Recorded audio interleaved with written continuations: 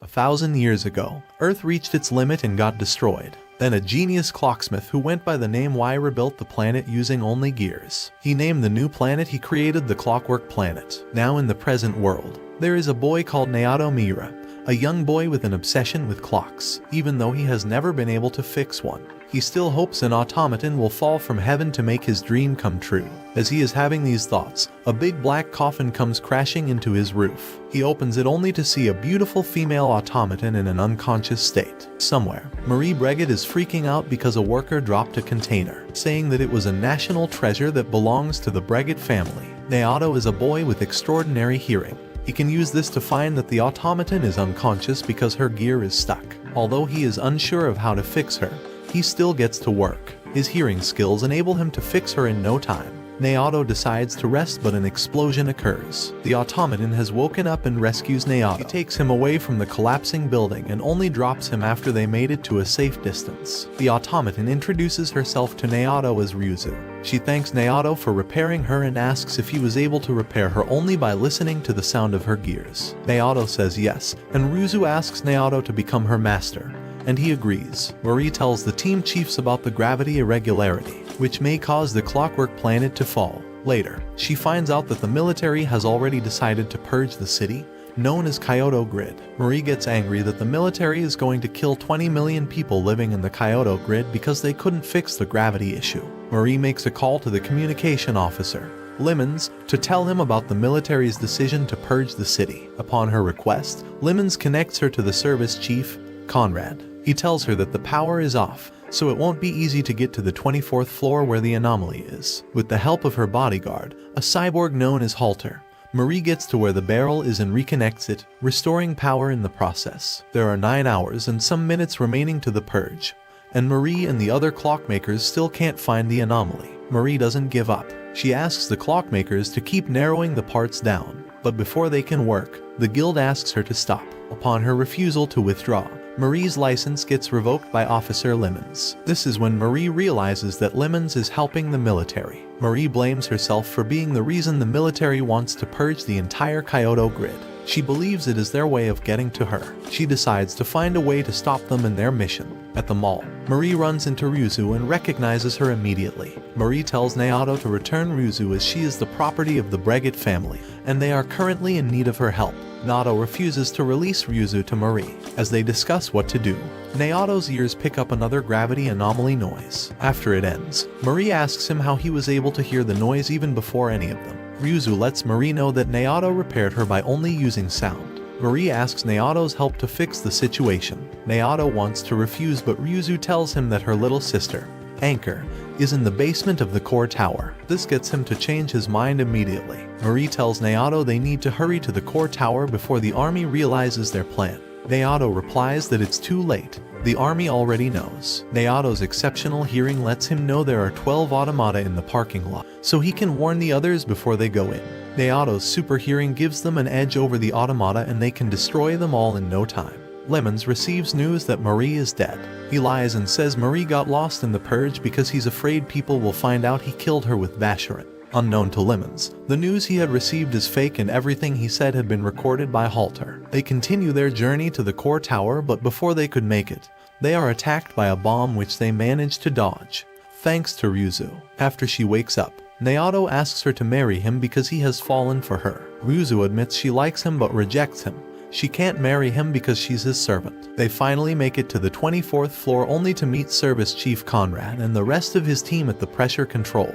Marie tells them that Naoto will help them in fixing the core tower, but they find it hard to believe. Conrad manages to convince them to give him the benefit of doubt for Marie's sake. Through his superb hearing, Naoto finds all the 18 anomalies within a matter of seconds. The clockmakers all get to work and quickly fix 12 of the areas pinpointed by Naoto, since it is in an area that humans can't get to. Ryuzu helps them repair the last problem. Marie fixes the remaining 5 anomalies. The clockmakers were happy and grateful to Naoto after he confirmed the repairs worked. The purge unexpectedly begins. Marie and the rest are thrown into confusion about how to salvage the situation. After lots of contemplation, Marie comes up with an idea, which is to use Ryuzu's imaginary gear to reverse the energy output. Naoto opposes this idea, making him and Marie get into an intense argument. Ryuzu, who has been watching all along, decides to sacrifice herself for the sake of the city. The purge gets into full mode and the city starts to fall. Yet, much to Lemon's and the army's shock, the city begins to rise again. Ryuzu's imaginary gear lets Marie and Naoto reverse gravity and save the city. Halter and Conrad buy time by destroying the automata Lemon sends to kill them. After they stop the purge, Marie tries to fix Ryuzu but fails. Naoto takes over and successfully fixes his darling. When she opens her eyes, he weeps and hugs her tightly. When the public learned the government, army, and guild were part of the purge, everyone involved got punished, including Lemons. Marie receives a strange message through a shortwave radio transmission. In her anger, she goes to Naoto and asks him to help her trace it with his sensitive hearing. With Naoto's help, she finds out that the transmission was from Mai, an area around the industrial complex. When Ryuzu asks what made Marie so mad, Halter tells her, making Marie even angrier. She asks Naoto to go with her to catch the sender, but Ryuzu refuses. Halter uses the beautiful beach in May to lure Naoto to go with them. When they get to the May grid, they discover it is a dead city, where the core and clock tower ceased to work a long time ago. Naoto proposes that it must be because an initial Y-series unit like Ryuzu existed in the city. Ryuzu supports his claim and helps them get into the factory. In the factory, they come across a big hole in the floor. Naoto claims that there is something in that hole, but Marie and Halter are reluctant to go down there. Down the hole, they see the most giant weapon to ever exist. Naoto tells them all of the clock tower's parts were used to construct it, thereby leading to the death of the city. Marie threatens to tear it down, but as she approaches it, an automaton appears. Ryuzu recognizes it as Anchor. Without acknowledging Ryuzu, she goes into annihilation mode and attacks the four of them, all at once. Ryuzu tells Anchor she has one last chance to explain herself before she destroys her. Through his hearing, Naoto discerns that Anchor is not attacking because she wants to. Instead, it is only because she is not operating properly. Even so, Anchor continues to attack, but thanks to Naoto's hearing, they can dodge her attacks. When it became clear she won't stop until they are all dead,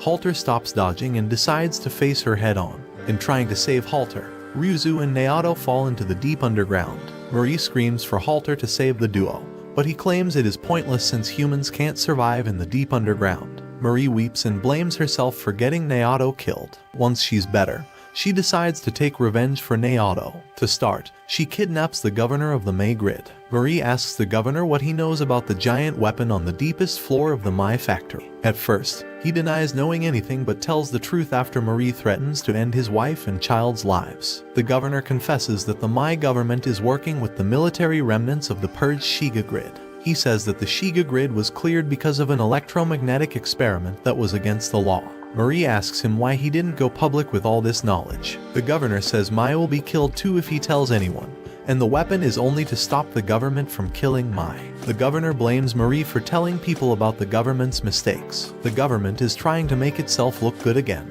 On her way back home, Marie falls to the ground and weeps. Suddenly, a sewer opens right in front of her and both Naoto and Ryuzu step out. Naoto explains that after they fell, an old man helped them turn on the elevator, which allowed them to come back up. After learning that Anchor and the giant weapon are headed to Tokyo, Naoto makes up his mind to go to Tokyo to save Anchor. Naoto and Marie dress as evildoers, then chase away Akihabara Grid's residents. By the time the army and weapon fight, no innocent person will get hurt. The fight between the Tokyo army and the gigantic weapon comes to an end. Naoto, Ryuzu and Marie head underground. Together, Ryuzu and Naoto save Anchor from the mask that has been controlling her every action. On meeting them, Anchor decides to call Marie her mother, Naoto her father, and Ryuzu her sister. Ryuzu then asks her if she would love to have Naoto as her master. She replies positively and makes Naoto her master. Naoto hears a sound, and in horror, discovers that the army had failed to conquer the weapon, and it is now coming up from the deep underground. The cyborg Anchor brought along with her informs them that the weapon is electromagnetic. Just at that moment, all the gears in Akihabara stop working, including the automata and cyborgs. Meanwhile, Kurosawa acts as a consultant for the Ministry of Technology,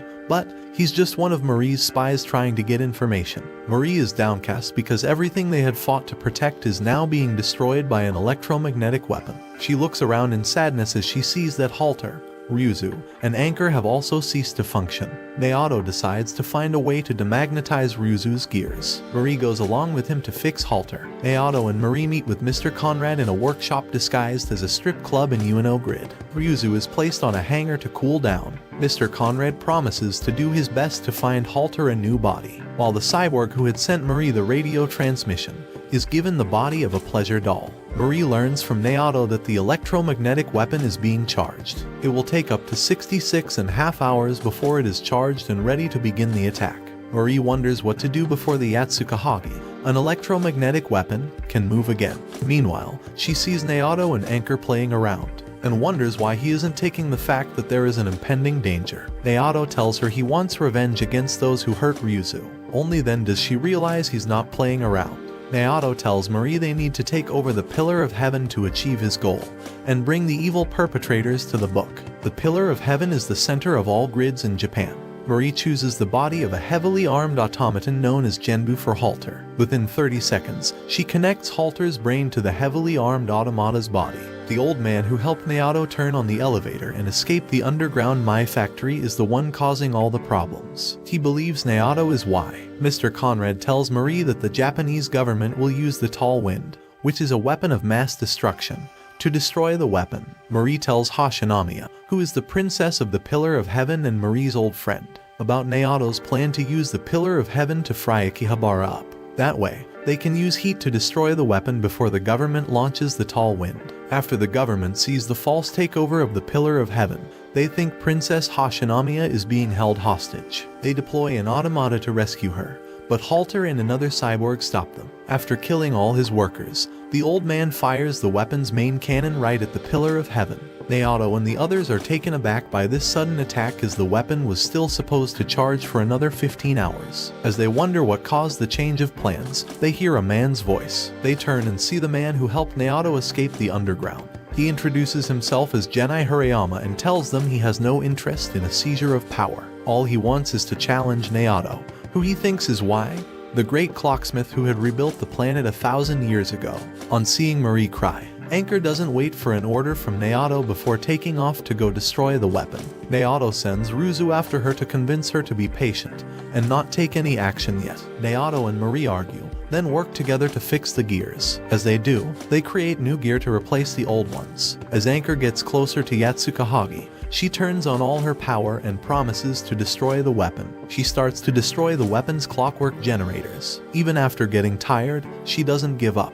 Anchor gets shot in the stomach before she completes her mission by Genai. He would have also shot her in the eye but for the timely arrival of Ryuzu. Genai threatens that the weapon's main cannon will soon begin firing, but nothing of sort happens. Ryuzu proudly tells him about the new gears being created by Naoto and Marie. Upon Anchor's arrival back home, Marie comes to appreciate her more than before and no longer protests when she calls her mother. The story ends as the group decides to travel around the planet to fix 1,000-year-old gear. Watch this next video. See you on the next one.